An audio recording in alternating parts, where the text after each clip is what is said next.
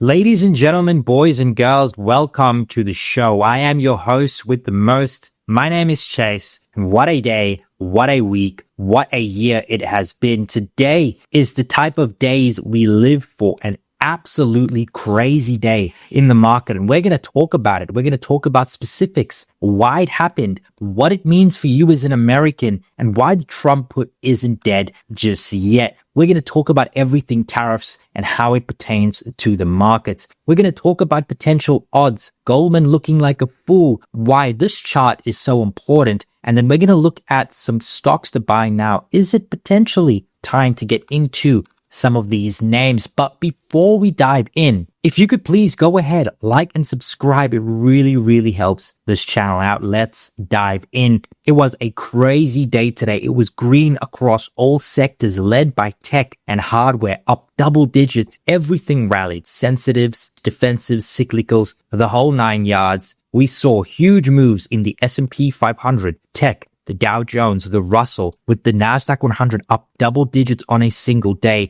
The S&P 500 up 9.52%. This is the type of return you get in a single year. People are happy with that in a year, and we got that in a single day. So it really goes to show how oversold we were and how negative sentiment was, because the second we got some certainty about the tariff situation, stocks rallied. Now, the reason why we saw such huge moves going back to 2008 in the Nasdaq 100, the best day since 2001, the reason why is because Trump put a 90-day pause on all tariffs across all countries except for China. China retaliated with an 84% tariff to the US. The US then put on a 125% tariff on China just a couple of hours ago, right before the market opened. And as a result, we are in a full-blown trade war with China. However, the rest of the world is sitting pretty good. Trump paused all tariffs on other countries. There is still a 10% reciprocal tariff on everything, but this is very reasonable. And this is why the market rallied. The pausing of the tariff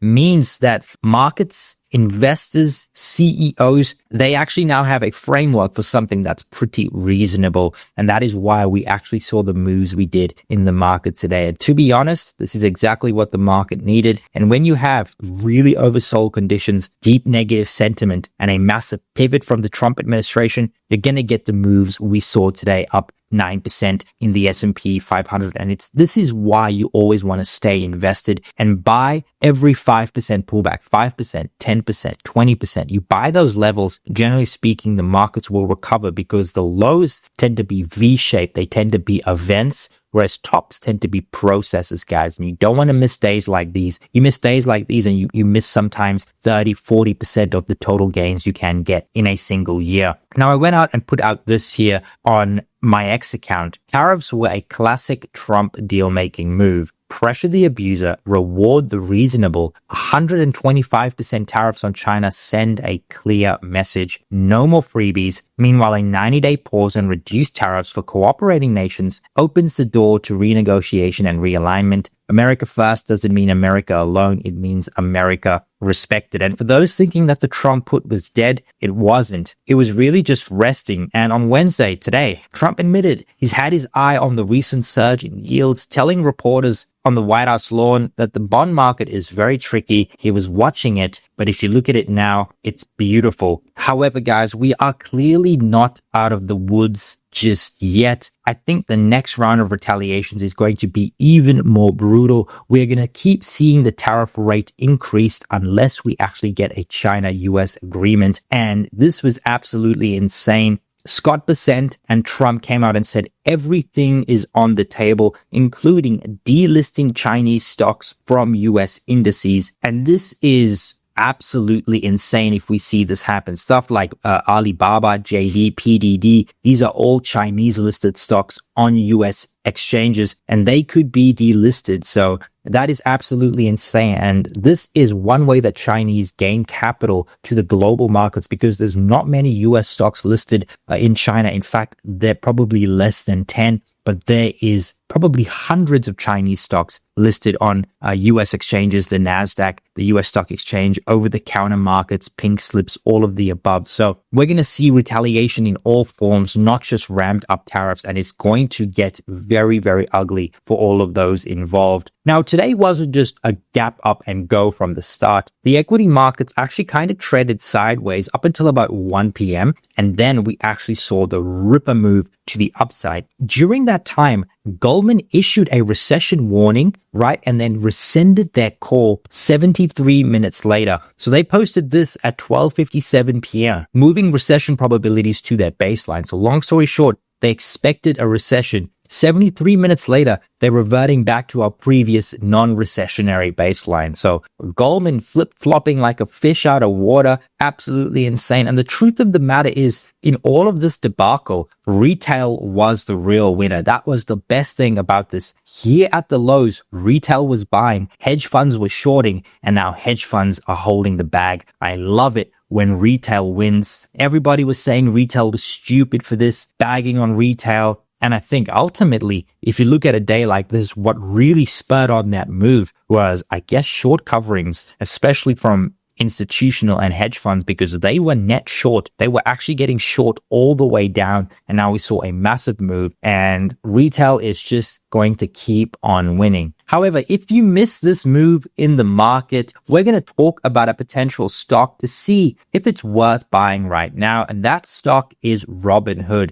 Now, Robinhood operates a financial services platform in the United States. You can buy stocks, bonds, ETFs, ADRs, gold, options, cryptocurrency, the whole 9 yards. They also offer banking services. Now, the company returned 23% today, 127% in the last year, so completely outperforming the S&P 500, and it trades on a forward PE of 33 times, 27 trailing 12-month PE ratio. If we actually go to the financials, you can see that they do $2.9 billion in revenue, very robust revenue growth, and they have quite robust margins, a 47% profit margin, 35% operating margin. They have a very solid balance sheet. They have about $12 billion in cash and cash equivalents. And then if we scroll down to total debt, about $7 billion. So there's no default risk here. Very, very solid balance sheet. Now, looking at their ratios, their efficiency ratios, they have 19% return on equity, 6% return on assets, and they trade on a 3.78% earnings yield. Their free cash flow yield is negative because their free cash flow was negative all this year. You can see that if we go down here, they actually saw negative free cash flow, but positive in the year before. So their free cash flow is very, very cyclical, which is why you probably want to look at the operating income for this business or the net income when you're actually calculating its valuation, just because it's more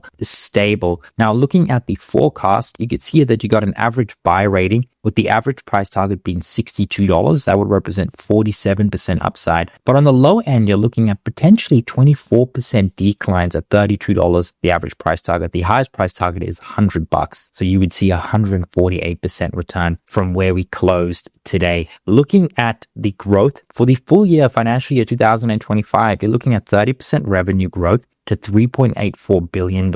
And that would mean the stock actually trades on a 28 forward PE, 24 on next year's earnings, and that would be 14% revenue growth. They're actually looking to see earnings decline, so there's probably a little bit of operating deleveraging happening at the moment. I'm not really sure why that is. Maybe because they're still in a huge investment phase. Nonetheless, looking at their revenue, very robust growth through 2027. Now, is Robinhood a buy right now? The average analyst says yes, but I have a different framework for valuing a company like Robinhood. And this is how you do it. If you put in revenue growth and assume 10% revenue growth through 2029 and a 38% net income margin, which to me is a little bit frothy. I think this number should probably be closer to 35%, but we're going to use 38% simply because the operating margin is 35%. The profit margin is 47%. So I've sort of just used the middle of the road 38%, and that does seem pretty reasonable. And in that case, you should go up to 2029 and see $1.8 billion in free cash flow. Now, if you apply a 20 PE multiple to that, right? So below the market, so the current market multiple, you get that as the enterprise value, subtract their net debt, and then you get the equity value of 40 billion, and then divide by shares outstanding. I see shares increasing by about 1% every single year through 2029. They don't pay a dividend, and that would mean you should see returns of about 3% per year